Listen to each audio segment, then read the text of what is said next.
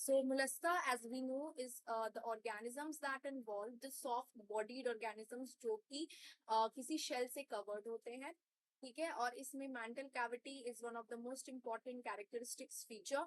और उसके बाद फिर हमें एक visceral hump भी देखने को मिलता है। तो इसमें we are not concerned with the characteristics of mollusca, but we will be studying the respiration in mollusca।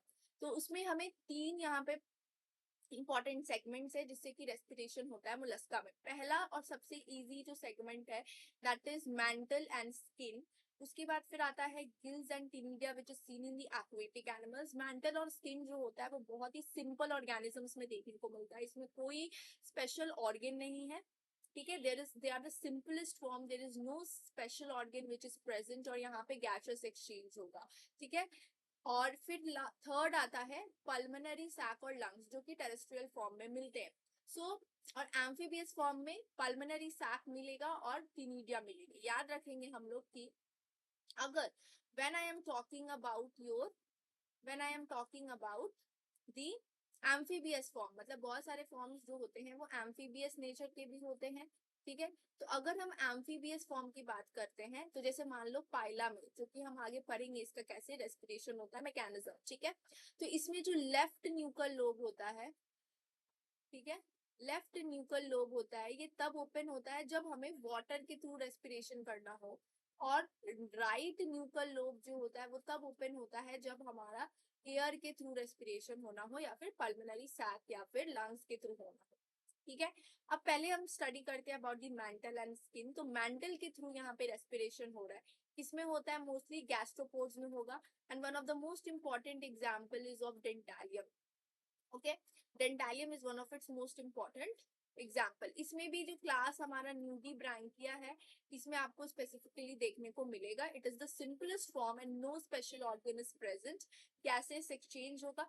कुछ मेंबर इन सम मेंबर्स क्या होता है कि जो डॉर्सल सरफेस होता है मेंटल कैविटी का, ये इसमें पैपिलेज होते हैं, ठीक है। ऐसे ऐसे स्मॉल स्मॉल पैपिलेज निकले हुए होंगे and they will help in communication to heart. मतलब जो पैपिले होता है it is connected with various capillaries, जिसके कारण ये हार्ट से कनेक्शन स्टैब्लिश करता है via veins and capillaries, okay.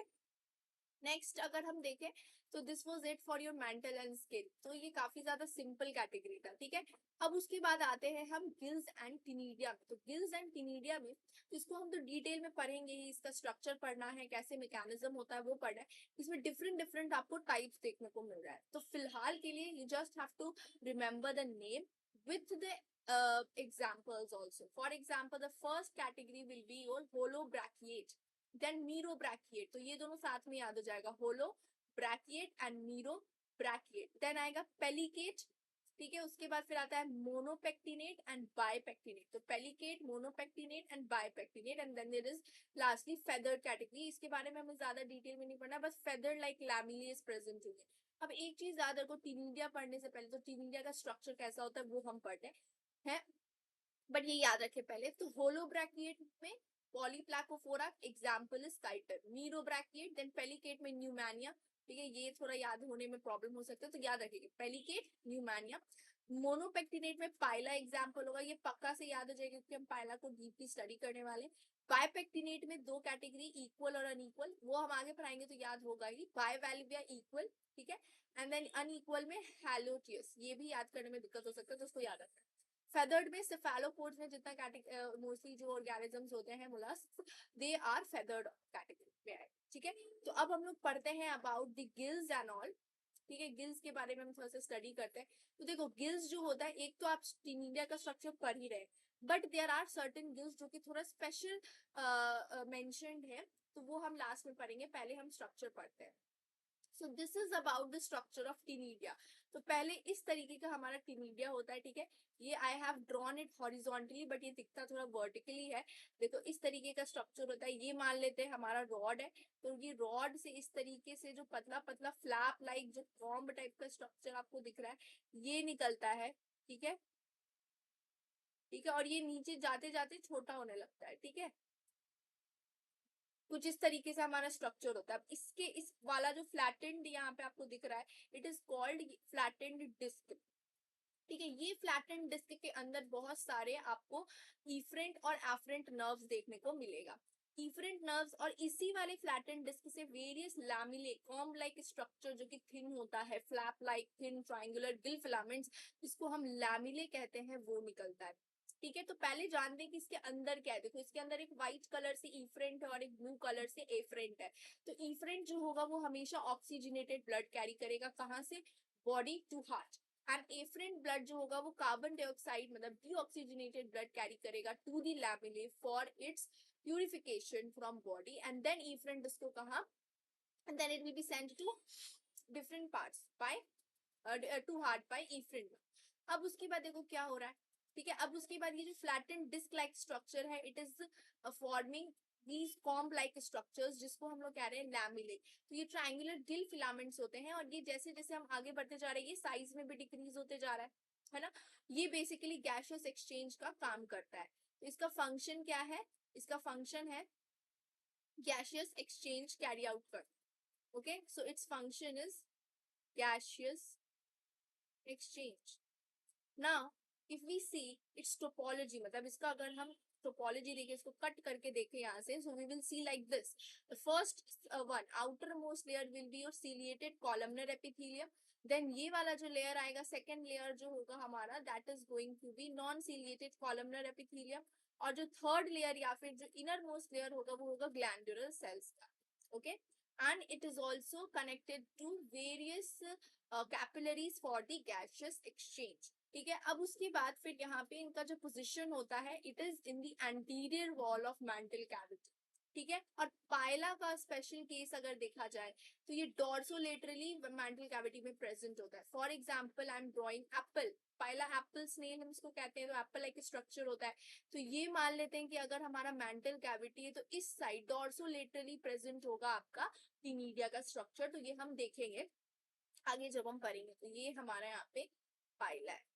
Okay, now as we move ahead we have the types, जो कि मैंने आपको उधर डिस्कस करवाया था ना, होलोपेक्टिनेट, मीरोपेक्टिनेट, पेलिकेट। तो please remember this, please learn the examples and. तो होलोपेक्टिनेट मतलब इसमें एग्जांपल पॉलीप्लाकोफोरा का पूरा class, and this is chiton. तो होलोपेक्टिनेट का मतलब होता है it is present all over the body. ठीक है, so in chiton the ctenidia is present all over the body except anus and mouth regions. ठीक है, तो यहाँ पे 14 to 80 पेयर्स होंगे। होलो मतलब पूरा। मीरोपेक्टिनेट मतलब कुछ कुछ एरियाज में ही रिस्ट्रिक्टेड होगा और ज्यादा प्रेजेंट नहीं होगा इसमें, और सच एग्जांपल आपको याद नहीं रखना है, जो इंपॉर्टेंट है आई एम मेंशनिंग।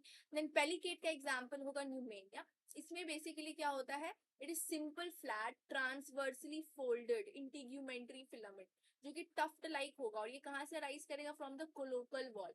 एग्जाम्पल हो गया न्यूमेनिया। मोनोपेक्टिनेट का मतलब कि एक ही साइड जो होगा आपका, जो फ्लैटेंड डिस्क है इसमें एक ही साइड प्रेजेंट होगा ctenidia, only on the one side. Example हो गया Pila. This is very important, so remember this. Then bipectinate मतलब दोनों साइड प्रेजेंट होगा, और इसमें एक एग्जांपल है, एक इक्वल आता है, एक अनइक्वल आता है। तो इक्वल वाले में बायवैल्विया, ठीक है, और उसमें एग्जांपल है यूनियो और माइटिलस। तो यहाँ पे देख सकते हो बायवैल्विया में दोनों तरफ इक्वल है। अनइक्वल में जो राइट साइड होगा, always remember right side will be small. तो ये राइट साइड है एंड राइट साइड स्मॉल है, और जो आपका लेफ्ट वाला साइड है that is a bit large. Okay, example हैलियोजिस। फेदर टाइप में इसका कैरेक्टरिस्टिक्स फीचर है कि टीनिडिया फेदर लाइक दिखता है, nothing more nothing less, just इतना। और एग्जांपल में सिफेलोपोड्स। अब देखते हैं कि इसका फंक्शन, मतलब ये फंक्शन कैसे करता है, ये देखेंगे, फिर हम पल्मोनरी सैक में आगे मूव करेंगे। So its function is pretty simple. Okay, first of all let us see कि structure कैसा है। तो मैंने बताया था कि we will be seeing it in pila, apple snail। So this is the apple snail, this is your mantle cavity। ये जो है यहाँ पे, ये है nuchal lobe, left nuchal lobe, this is right nuchal lobe. तो लेफ्ट न्यूकल लोब से पहले बताया था एंटर करेगा सिर्फ और सिर्फ वाटर। तो यहाँ से लेफ्ट न्यूकल लोब से वाटर की एंट्री होती है। ठीक है, और ये है पूरा आपका मेंटल कैविटी। अब यहाँ पे एक ऑर्गन प्रेजेंट है जो कि है chemosensory organ. Remember it is a chemosensory organ, इसको कहते हैं ऑस्फेरेडियम। ये क्या करता है, वाटर की क्वालिटी को चेक करता है। if it is right or wrong and everything, ठीक है। और उसके बाद फिर इसके होते हुए then water will enter your टेनिडियम जो कि dorsolaterally present है। So लैमेले जो होगा ये gaseous exchange के लिए है, ठीक है। तो जो कार्बन डाइऑक्साइड होगा ब्लड से it will go into the water, और जो वाटर से ऑक्सीजन है वो ब्लड में जाएगा। यहाँ पे इफरेंट वाला मसल फाइबर प्रेजेंट होगा, इफरेंट नर्व वाले फाइबर्स होंगे, ठीक है। And you know efferent will carry oxygenated blood and supply to body.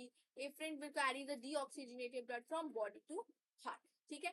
फिर यहाँ पे ये हार्ट वाला स्ट्रक्चर है, ये ऑरिकल है, ये वेंट्रिकल है, तो यहाँ से पूरे बॉडी में जो पंप अप होने वाला है, तो बस आपको ये याद रखना। और जब वाटर यहाँ से लीव करेगा, जैसे वाटर यहाँ से एंटर किया, ऑस्फोरेडियम में गया, फिर टेनिडियम में गया, फिर वाटर लीव करेगा, तो water will leave the mantle cavity, will be deoxygenated, मतलब उसमें ज्यादा कार्बन डाइऑक्साइड होगा, ठीक है। तो ये फंक्शन था हमारा ऑफ योर टीनिडिया, ठीक है। नेक्स्ट आते हैं हम लोग पल्मोनरी सैक में, विच इज लंग्स। तो यहाँ पे बेसिकली एग्जाम्पल पल्मोनाटा आएगा, और एम्फीबियस फॉर्म में पाइला में ही हम स्टडी करेंगे इसको डिटेल में। तो इसमें जो हमारा होता है इट इज पल्मोनरी सैक, मतलब मेंटल कैविटी में तो भाई हो रहा था, ठीक है, सारा टीनिडिया एंड गिल्स वाला फंक्शन, बट पल्मोनरी सैक जो है ये आपका it is enclosed cavity hanging from the dorsal wall, it is not inside the mantle cavity। so इसमें एक ओपनिंग होती है जिसको हम लोग कहते हैं न्यूमोटोजोम, जिससे वाटर एंटर करेगा, ठीक है। एंड उसके बाद फिर वाटर एंटर करेगा, तो फिर लेकिन वाटर बॉडी में जब एंटर करता है तो वो राइट न्यूक्लियर लोब से ही एंटर करता है। पल्मोनरी सैक की अगर हम टोपोलॉजी देखें तो सबसे आउटर मोस्ट लेयर जो होगा वो होगा एपिथेलियल लेयर। उसके बाद फिर बीच में जो लेयर होने वाला है that is going to be muscular layer, ठीक है। तो सेकंड लेयर मस्कुलर लेयर होगा, और थर्ड लेयर जो होगा वो कनेक्टिव टिश्यूज का होगा, ठीक है। सेकेंडली वॉल में have tiny tube like opening called trachea, मतलब अगर आपका इस तरीके से पल्मोनरी सैक है तो इसमें कुछ ट्रैकियाज भी प्रेजेंट हो सकते हैं for the gaseous exchange. Gaseous exchange blood vessels से ही होगा। Inside the pulmonary sac there are lots of blood vessels which are present, so you can see it in the diagram here, ठीक है। See in the diagram there are lots of blood vessels present, and जो हम pigment use करेंगे that is going to be hemocyanin. तो अब यहाँ पे हम देखते हैं कि आखिर फंक्शन क्या है, तो कैसे एंटर करेगा। पहले राइट न्यूक्लियर लोब से जो जो एयर है that enters, then it goes to the न्यूमोटोजोम। न्यूमोटोजोम is the opening of pulmonary sac, this is the pulmonary sac, you can see. इसके अंदर बहुत सारे ब्लड वेसल्स है, ये पूरा गैसियस एक्सचेंज कैरी आउट करेंगे। उसके बाद फिर क्या होगा, गैसियस एक्सचेंज होने के बाद यहीं पे आपको ऑरिकल प्रेजेंट है, ठीक है। ऑरिकल प्रेजेंट है कि नहीं। उसके बाद फिर ऑरिकल के बाद क्या है, यहाँ पे हमारे पास वेंट्रिकल है। तो ऑरिकल वेंट्रिकल से होते हुए पूरे बॉडी में जाएगा, और जो यूज्ड एयर है, मतलब यहाँ पे जो हमारे पास CO2 रिच एयर है, CO2 रिच एयर है, ठीक, क्या हो जाएगा बाहर की ओर एग्जिट लेगा। So this is all about your pulmonary sac वाला। तो यहाँ पे you can see the flow, पहले राइट न्यूक्लियर लोब से एंटर करा, फिर निमोटोजोम में गया कहाँ, और उसके बाद फिर पल्मोनरी सैक में अंदर गया। फिर यहाँ पे बहुत सारे ब्लड वेसल्स दिख रहे, ब्लड वेसल्स से यहाँ पे गैसियस एक्सचेंज होगा, and then it will go to auricle and then ventricle, and then finally it will go to the body. Okay, so this is it for your respiration and mollusca. It is a pretty easy topic, so that is why video is pretty small. Thank you for watching.